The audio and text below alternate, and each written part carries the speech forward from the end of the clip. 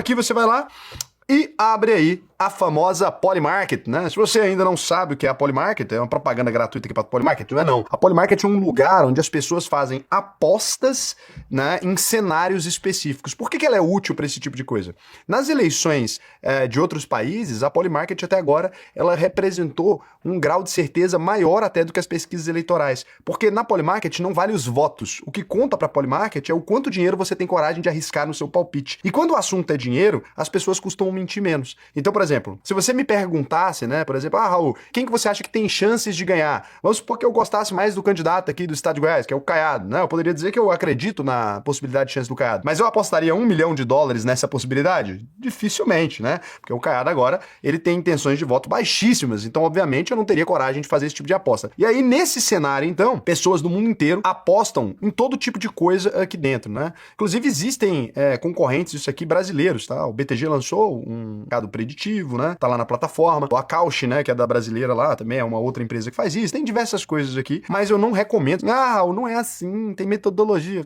Conversa de viciado. Então, quando você vai olhar aqui, o que a gente tem? O Luiz Inácio Lula da Silva, ele tá com 43% de chance, né, segundo a Polymarket, de ser eleito. Quando a gente fala 43% de chance, caiu 17%, olha só. Quando a gente fala 43% de chance, a Polymarket, ela enxerga não quem é candidato real, ela enxerga todos os cenários. Existe uma chance do Lula infartar antes de outubro, Deus me livre, né? Mas dele infartar antes de outubro e o Haddad ser obrigado a ser candidato? Existe. Então, por isso você vai ver o Lula e o Haddad aqui. Então, você tem essa relação. Assim que forem oficializadas as candidaturas, alguns nomes aqui vão sumir. Mas como a gente ainda tá nesse cenário que o PT ainda poderia escolher outra pessoa, esses nomes aparecem aqui com percentuais de chance específica. Então, o Fernando Haddad aqui tem 5% de chance de ser um próximo presidente da República. Isso tem a ver, obviamente, com esse cenário, né? Um Lula fora da eleição, possivelmente aqui, colocaria o Haddad como sucessor imediato. Hoje é o que o mercado enxerga. 43% então de chance pro Lula. Flávio Bolsonaro, que é o que mais cresceu nas pesquisas, né? Ele começou com 2%, já tá com 39% aqui. O segundo candidato imediato. Logo em seguida vem Renan Santos, né? Com 6%. Fala, Raul, mas ele não aparece na pesquisa tão alto assim. Mas você precisa considerar os cenários, né?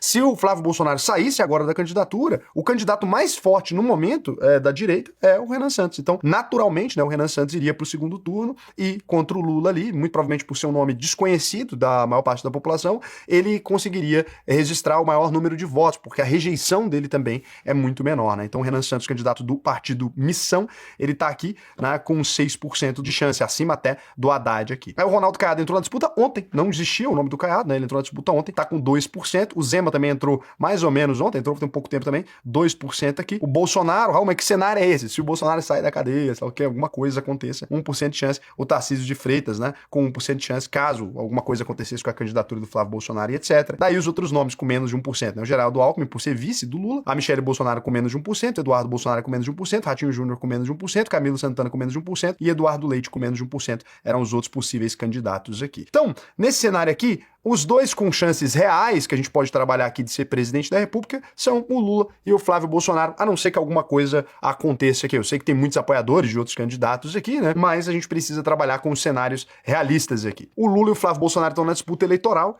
e a gente tem algumas coisas muito específicas acontecendo. Então, no primeiro turno, o Lula, ele ainda lidera, né? Com uma vantagem muito pequena. E no segundo turno, não tem mais como saber, né? Virou meio cara ou coroa, porque o Flávio tá ganhando por um pedacinho aqui. Essa decisão, então, virou um duelo entre dois candidatos e principalmente dois modelos econômicos que a gente precisa discutir aqui. O Lula, ele sempre foi mais de gasto público, né? Sempre aumenta os gastos durante o governo Lula. É uma coisa objetiva, pode analisar o histórico dele. Ele acredita na presença maior do Estado. Então, o Lula, ele é de centro-esquerda, ele não é totalmente de esquerda. Muita gente pensa que o Lula é comunista, né? Ele tá bem longe de socialista ou comunista. Ele acredita em algumas privatizações. O Lula vendeu parte da Petrobras, é importante se lembrar disso. Ele fez leilões sucessivos ali. Ele fez diversas coisas que seria considerado. Durante o governo Lula foram privatizadas coisas e tal. Ele fez algumas coisas que seriam consideradas talvez até um pouquinho liberais, mas ele tem uma visão de um Estado centralizador, de um Estado que concentra a maior parte das decisões. Nesse mandato recente, ele continua seguindo essa filosofia, uma expansão da base monetária, muito mais dinheiro, programa de aceleração de crescimento, programa de industrialização, programa de Bolsa Família, programa, e tudo isso gera ou um aumento dos impostos para cobrir isso, ou um déficit maior. Como o Lula estava dessa vez com um Haddad na base ali, no Ministério da Fazenda, Fazenda, o Haddad é o mais responsável fiscalmente do PT. O que não quer dizer grandes coisas, né? Mas o Haddad é o mais responsável fiscalmente, então o Haddad fez a conta meio que fechar, subindo o tributo loucamente. Algumas pessoas dizem, mas isso não é o que deveria acontecer, né? O governo deveria cortar gastos. Então, mas não é a atribuição do Ministério da Fazenda aumentar ou cortar gastos. Isso é a atribuição do Lula. O Haddad era um funcionário ali, ele obedeceu o que o patrão dele mandou, né? E ele falou, eu vou gastar. Se quiser, se arruma. Se não quiser, não faz nada. A única coisa que ele poderia deixar fazer era o gasto público descontrolar e o déficit primário piorar bastante, o que pioraria a nossa taxa de juros, né? Então não é o que ele queria, como ele queria a redução da taxa de juros, ele criou o imposto. Essa é uma parte como o Lula enxerga. O Flávio Bolsonaro, as pessoas estão enxergando ele, sem nenhuma sinalização específica, mas estão enxergando ele com uma agenda meio Paulo Guedes, né? Mas o Paulo Guedes não é ministro da Economia, ele ainda não apontou um ministro da Economia, mas as pessoas acreditam, então, num corte de gastos, uma privatização e seguir uma agenda mais liberal. Algo em torno disso. Quem é o nome? E o mercado?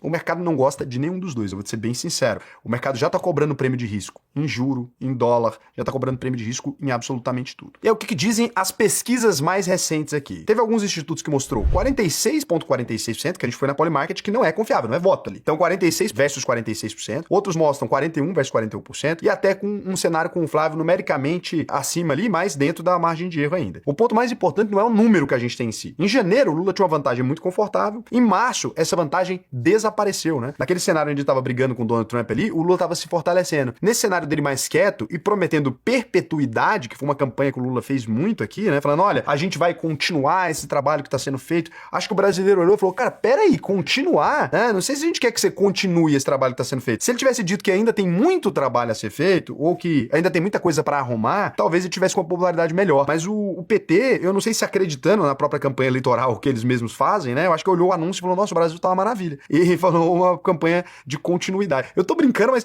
me parece muito que foi isso. O PT, ele tem um controle tão grande da imprensa que eu acho que a mídia do PT ali, eles consumiram essa própria mídia e falaram, nossa, cara, o Brasil tá legal, né? Tá bacana, tanto número positivo. O pessoal vai gostar. Só que na prática não, né? A população, tá vendo ali algumas dificuldades. Até porque ser governo é mais difícil do que ser oposição, né? Quando o PT era oposição também era muito fácil bater no Bolsonaro, mas agora ele é governo. Não tem como o PT dizer que, olha, a gente vai mudar o que tá aí, porque o que tá aí é o PT. E o que tá aqui é o PT agora, e era o PT nos últimos anos também, né? Você teve ali uma ausência que foi o Bolsonaro e o Michel Temer, com um plano meio de pandemia, e agora você teve o PT assumindo. Então, como o Brasil não mudou da água pro vinho, como era a campanha eleitoral, né? Nós vamos voltar a comer uma picanha, tomar uma cervejinha, é muito difícil, porque, de novo, o Lula vai ter que prometer alguma coisa. Só que agora ele não pode dizer, olha, a picanha e cervejinha vem nesse próximo 4 anos, né? Ele vai ter que falar que fez muita coisa. Então, a campanha precisa ser focada naquilo que foi produzido e com a população meio magoada, porque veio taxa de blusinha, que ajudou o velho da van, veio tarifa em cima de algumas coisas que não tinha, teve campanha com relação a Pix, teve muita coisa, né? Muito aumento tributário. Quando você pega, não é um aumento tributário que afetou a população de modo geral, mas quando você pega a criação de tributos novos, né? Se diz que o Haddad criou um tributo por mês. Então, é óbvio que isso foi pegando setores da sociedade. Mas não me pegou, né? Por exemplo, tem gente aí que não foi pego por nenhum tributo novo. Eu fui pego pelo tributo de dividendos, fui pego pela mudança no IOF, quem investe lá fora foi pego também. Então, ok, alguns tributos que agem em cima do mercado financeiro, outros tributos que agem em cima das luzinhas que agem em cima de todo mundo de fato. Aí depois essa tentativa de tributar eletrônicos, no ano eleitoral, soou muito mal. Então são muitas coisas que não aconteceu, mas a memória do brasileiro é, Haddad igual a imposto, né? O Lula igual a imposto. Por quê? Pra tentar fechar essas contas. E aí, Raul, teve um alívio legal na isenção de imposto de renda, teve algumas coisas que foram boas, né? Isenção de imposto de renda pra quem ganha até 5 mil, teve algumas coisas que foram boas, só que a população que ganha 7, 8, etc., pensou que ia se beneficiar, né? Que era um novo ajuste da tabela progressiva, na hora descobriu que não. Então, você tem algumas mágoas aqui muito grandes. Nisso, o Flávio Bolsonaro, que não tem a mesma rejeição do pai, porque não tá usando o nome Bolsonaro na frente em todas as campanhas, né? Ele tá falando muito mais do Bolsonaro na intimidade, no particular dele, nos campos ali mais fechados ao Bolsonaro, e na grande mídia, ele tá ali usando só o nome Flávio mesmo, não, o candidato Flávio e tal. Não tá usando tanto o nome do pai, não tá falando sobre o pai toda hora,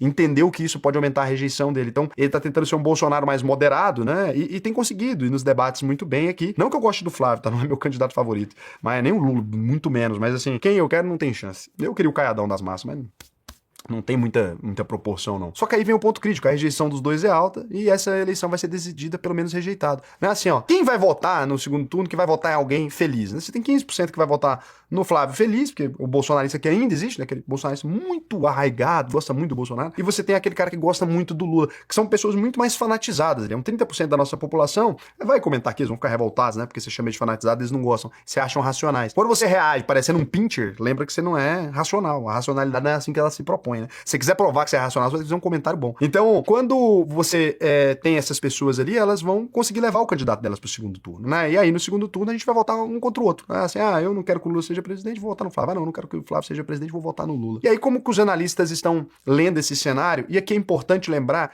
que quando eu digo analistas aqui, eu tô dizendo a Faria Lima, tô dizendo essa galera, que, pô, o compromisso da Faria Lima é necessariamente com um Brasil melhor, né? Necessariamente com a melhoria disso ou daquilo. Não, a Faria Lima, assim como você, né?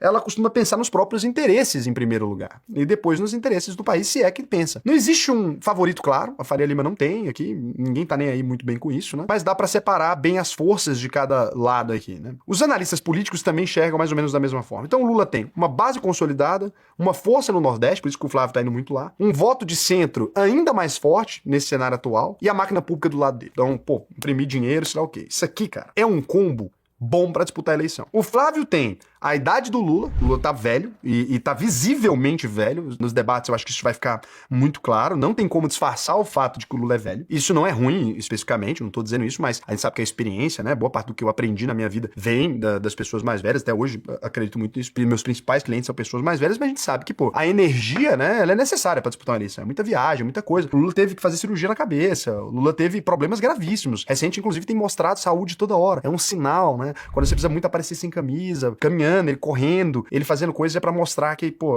eu ainda existo, né? É comum em todo regime ali, quando você vê que um político ele tá frágil, né? Você mostrar a saúde dele. Eu não me esqueço que o Brasil teve uma entrevista com o Tancredo Neves com ele falecido. Botaram a foto dele já falecido, já.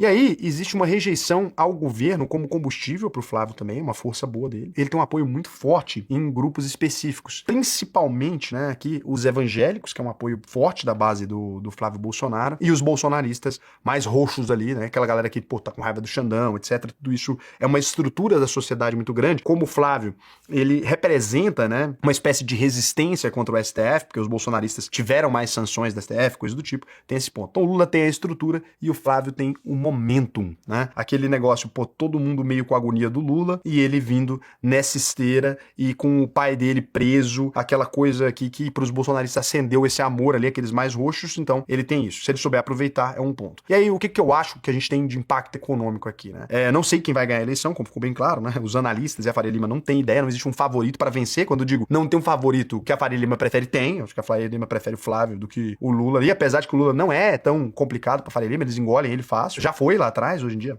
não muda muita coisa, banco batendo lucro recorde, ninguém tá nem aí com nada acontece feijoada. E daí o impacto econômico que a gente pode ter aqui. Se o Lula ganhar, cara, o mercado já tem como continuidade o que tá acontecendo. Mais gasto público, dívida subindo, pressão em juros e inflação. A gente já caminha aí para algo próximo a 84% do PIB. Taxa de juros não deve ceder facilmente, né? O Galípolo é o Banco Central independente, taxa de juros não vai ceder. A conta pesada, né? Juro alto, déficit elevado, risco de perder o controle fiscal lá na frente. Existe até a discussão de dominância fiscal a partir de 2027, né? Então é um problema grande aqui. Por outro lado, o Lula tem alguns números para mostrar, né? Desemprego baixo, renda crescendo, tudo expressou a inflação, tá? E programas sociais mais fortes. Ou seja, no curto prazo, a economia tá funcionando, ela tá ali até crescendo, mas com um risco gigantesco. É como se fosse uma pólvora acesa aqui, né? A Faria Lima tá olhando e falando, pô, esse negócio de dólar caindo, oba-oba, ponto da bolsa em alta, mas a gente precisa lembrar que tem um risco fiscal. Raul, risco fiscal, todo mundo tá olhando o tempo todo pro risco fiscal. Então, você faz uma palestra, fala, pô, mercado bombando, mas e o risco fiscal? Né? É como se fosse um navio luxuoso com tudo que tem de bom ali entrando água. Pô, não, a água só pegou a galera de baixo, morreu só o último andar afogado, falta 50 pra cima, imagina, né?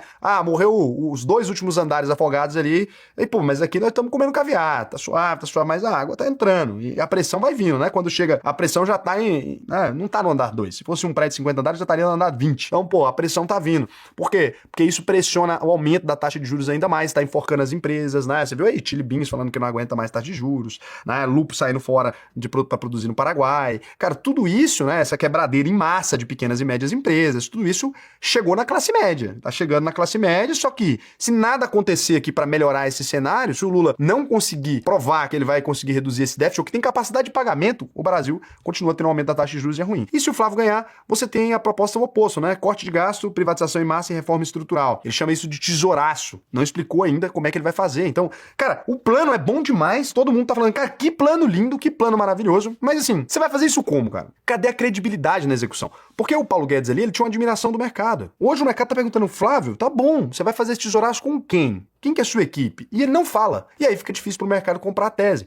Porque se ele entregar ajuste fiscal de verdade, o dólar tende a cair, o risco do país diminuir, a taxa de juros vai ceder, a gente está no momento aí perfeito, porque a gente tem um acordo com a UE, o BRICS está bombando, a gente teria uma relação. Mas aí tem o medo, o receio de que talvez o Flávio é agressivo por cima da China. Ele não falou nada, mas existe esse receio. É aí começar com aquele negócio de começar a falar toca para a China, é nosso maior parceiro comercial, o agro já não fica feliz. Então você tem uma série de interesses aqui complicados. Então assim, ó, o que sai da boca do Flávio é uma maravilha. O que sai da boca do Lula é uma tragédia. A execução do Lula é mais ou menos. A execução do Flávio ainda é desconhecida. Então esse é o cenário. Então por isso que o mercado fala, na promessa do Flávio, vai. O problema é quem vai fazer. Aí os 5 pontos aqui que vão realmente definir o que importa pra gente. Gasto público e dívida. O Lula prometeu manter a expansão monetária. Então, xizinho, ruim pro mercado. O Flávio corta e tenta ajustar. Ponto positivo, mas é uma promessa. Pra colocar amarelo? mas acredito. Olha lá, põe verdinho. Estatais. O Lula usa como instrumento as estatais para poder fazer política pública e isso gera custo. O Flávio Bolsonaro promete privatizar. Pro mercado verdinho, Lula, xizinho aqui, pra vocês entenderem. Impostos. O Lula tenta, né, aumentar a arrecadação. Ponto xizinho pro Lula aí. O Flávio tá prometendo que vai reduzir a carga. Duvido, vamos pôr amarelinho. Reduzir carga nunca vi no Brasil. Nem no governo do Bolsonaro. Programas sociais. O Lula tá falando que vai ampliar. Vai ampliar nada, a gente sabe. Pode pôr amarelinho aqui. Vai fazer a mesma coisa de sempre. O Flávio tá falando que vai manter, mas tentar reduzir a dependência. Ou seja, tá falando que vai fazer a mesma coisa com o Lula. Amarelinho pros dois. Posição internacional. O Lula é a favor do BRICS e da multipolaridade. Nesse ponto, o Lula é menos perigoso do que o Flávio Bolsonaro. Acho que é o único. Então, põe um verdinho nele aí. E o Flávio Bolsonaro prometeu um alinhamento maior com o Donald Trump. É bom pro mercado um alinhamento maior com o Donald Trump? Não necessariamente, meus princípios, porque nossa balança comercial é muito dependente da China. É nosso maior parceiro comercial. Ah, e o comunismo, mas só que, gente, isso não existe. O mercado não tá nem aí não, tá? Lembra que o maior importador da China é quem? United States of America. E o maior vendedor pra China é quem? United States of America. Então, essa postura de, cadelizar o Brasil em relação aos Estados Unidos é uma bosta. Põe um X aí no Flávio, que isso aqui não beneficia os mercados. Ah, mas ninguém vai falar isso, acho que não vai subir banqueiro nenhum em palco falar isso, gente. Mas isso aqui é uma ideia de babuíno, não faz nenhum sentido. Essas ideias de que, agora eu vou decidir de quem que eu gosto mais. Se você tem 2 clientes, né? Você tem seu maior cliente e seu segundo maior cliente. Os dois começam a brigar no saguão da sua empresa. O que você faz? Você manda um segurança lá, separar os dois, né? E demite o segurança. É isso que você faz. Aí você fala só esse filho de um ego encostando em você, esse é meu melhor cliente, demite o segurança, os dois ficam felizes. Pronto. Então você põe o segurança pra escorraçar os dois e depois você demite o segurança, que é o culpado é ele, que foi interferir nisso aí. Aí você dá uma gorda pensão ali pro segurança pra ele ficar feliz também, que ele foi seu brother, né? Mas é isso, não tem nada pra fazer. Então, o cenário hoje, né? Nas eleições é de empate técnico, alta rejeição, mercado desconfiado dos dois lados, tendendo mais pra um centro-direita, que é o Flávio, né? Não é um cara também de direita economicamente, o cara centro-direita, meio...